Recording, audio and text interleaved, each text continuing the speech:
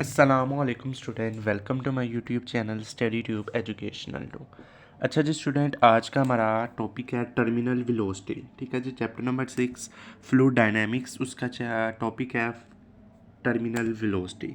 Terminal velocity होती क्या है? ठीक है जी, आज हम इसको समझेंगे। टर्मिनल वेलोसिटी होती क्या है? ठीक है जी, terminal velocity the maximum constant velocity of an object falling vertically downward when the weight of the object is equal to drag force is called terminal velocity। ठीक है जी, वो कहता है कि वो मैक्सिमम किसी बॉडी की वो मैक्सिमम वेलोसिटी जो हमारे पास वर्टिकली डाउनवर्ड नीचे की तरफ आ रही है। ठीक है जी, वो कहता है कि किसी भी बॉडी की वो मैक्सिमम वेलोसिटी जो ऊपर से वर्टिकली डाउनवर्ड नीचे की तरफ आ रही है, तो उस पर जो उसका जो वेट होगा ऑब्जेक्ट का और उसकी जो ड्रग फोर्स इसके इक्वल होगा, इससे हम कहते हैं कि वो हमारे पास दी टर्मिनल वेलोसिटी है। ठीक है जी, फिर एक मरतबा समझ लें, किसी भी बॉडी की मैक्सिमम कांस्टेंट वेलोसिटी जो ऊपर से फॉलिंग वर्टिकली डाउनवर्ड नीचे आ रही है, तो उसका जो वेट होगा वो इक्वल होगा ड्रग फोर्स के, इस कॉल्ड टर्मिनल वेलोसिटी। ठीक है, जिसे टर्मिनल वेलोसिटी कहते हैं। ठीक है जी, consider of a water droplet such as the flog of falling vertically. हुआ कहता है कि एक वाटर का ड्रॉप है हमारे पास, ये हमारे पास एक वाटर का ड्रॉप है ये हमारे पास, और ये हमारे पास फॉलिंग वर्टिकली नीचे की तरफ आ रहा है। तो the air drug on the water droplet increase with steep. वो कहता है कि जो हमारे पास एयर की ड्रग फोर्स होगी ना, तो उस वाटर की स्पीड को इंक्रीज कर देगी। The droplet accelerate rapidly under the force of gravity with pulls the droplet downward होवे। कहते हैं कि जो उसका जो एक्सेलरेशन होगा ना, वो फोर्स ऑफ ग्रेविटी की वजह से नीचे की तरफ होगा, डाउनवर्ड होगा। तो दी upward drug forces increase the speed of the droplet increase. वो कहता है कि जो नीचे से ऊपर की तरफ फोर्स लगेगी ना, अपवर्ड ड्रग फोर्स लगेगी, तो उसकी स्पीड को भी इंक्रीज कर देगी हमारे पास। ठीक है जी, आगे समझ आप देखेंगे, since the dropper is moving downward. ठीक है जी, उसका जो एम एच होगा, एम एच वो होगा एफ डी के, यानी ड्रग फोर्सेस के। तो the net force on droplet is, ठीक है जी, the net force droplet is किसके इक्वल होगी?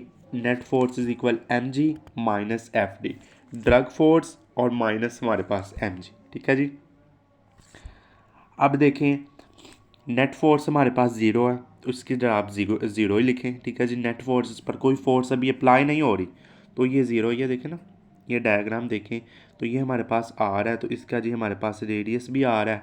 ऊपर को जो फोर्स लग रही है वो ड्रग फोर्स है। अब जी नीचे को देखें जी, ये हमारे पास इसका जो वेट है वो नीचे की तरफ है, डाउनवर्ड है, तो ये हमारे पास एम जी है। ठीक है जी, अब जी एम जी इधर आ जाएगा। ठीक है जी, एफ डी उधर आ जाएगा। ठीक है जी, आगे बात समझ में।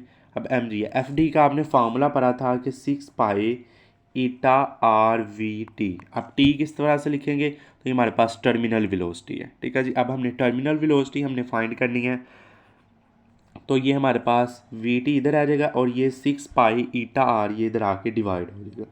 6 पाई ईटा आर ये इधर आके डिवाइड हो जाएगा, तो टर्मिनल वेलोसिटी आ जाएगी M G over 6 pi eta R. ये हमारे पास इक्वेशन, यानी इसे इक्वेशन 1 कह दें। ठीक है जी, अब देखें कि when R R G eta the constant then.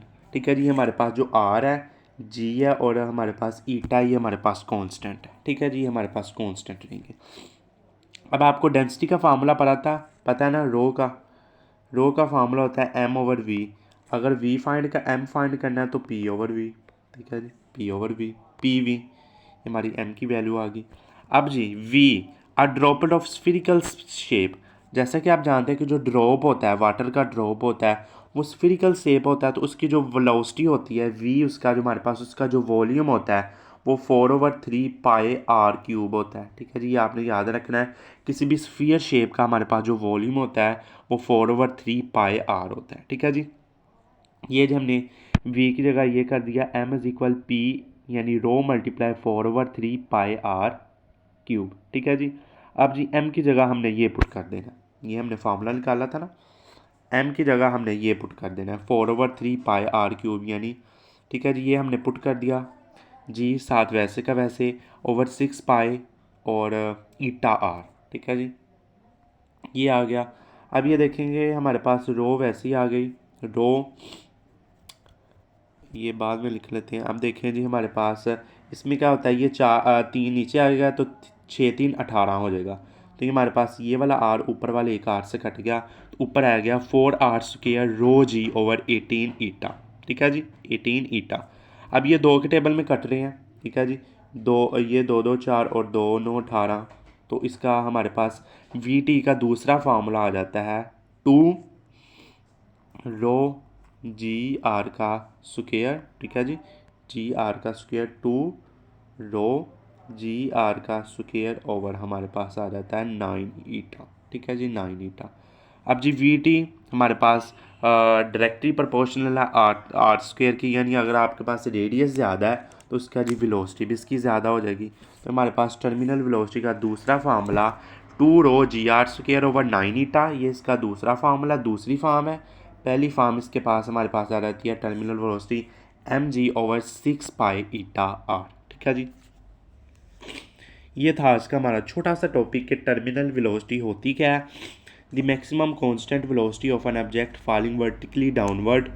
ठीक है जी, vertically downward when the weight of the object is equal to drag forces is called terminal velocity. इसे हम कहते हैं कि हमारे पास टर्मिनल वेलोसिटी है। पेपर में इसका क्वेश्चन यूँ पूछा जाता है, define terminal velocity, also derive the expression for terminal velocity, या define terminal velocity, prove that terminal velocity is directly proportional to the square of the radius।